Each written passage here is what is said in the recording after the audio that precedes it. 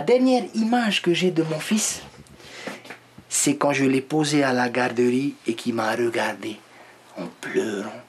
Ah, papa. Ma chérie. Toi, tu le vois dans son regard, il te dit pourquoi tu m'abandonnes. Si tu peux rien faire. Et je ne l'ai plus jamais revu. C'était il y a 12 ans. Son fils aujourd'hui en a 14 et vit en Australie avec sa mère. 12 ans de bataille judiciaire pour Rayari. 2 millions de francs engloutis en frais de justice pour presque rien. Voilà le dossier de divorce. Voilà. Tout ça pour obtenir un droit de visite sur la moitié des grandes vacances scolaires et c'est tout. Un droit que la mère n'a jamais respecté. Mais le pire, c'est que Rayari n'a plus les moyens de payer les frais de justice. Tu demandes de te défendre, on te dit non. Tu n'arrives pas à payer d'avocat.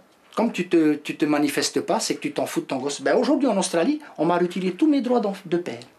Je ne suis plus rien pour mon fils. Son fils aujourd'hui ne lui répond même plus quand il le contacte. L'histoire de Rayari, c'est malheureusement le lot de nombreux pères séparés.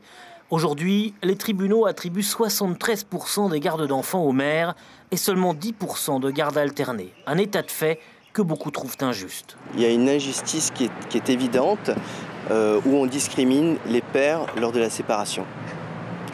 Et en prétextant en plus que c'est dans l'intérêt des enfants, alors que c'est complètement faux.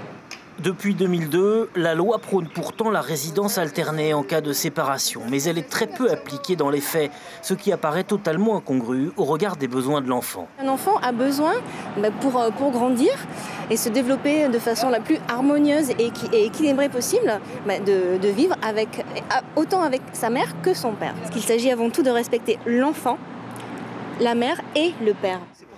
Aujourd'hui, de plus en plus de pères et de mères s'insurgent contre cette situation qui mène souvent à de grandes détresses. En France, il y aurait 1300 suicides de papas par an dus à des affaires familiales.